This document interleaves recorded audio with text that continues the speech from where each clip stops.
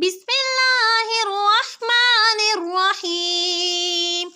والطور وكتاب مسطور في رق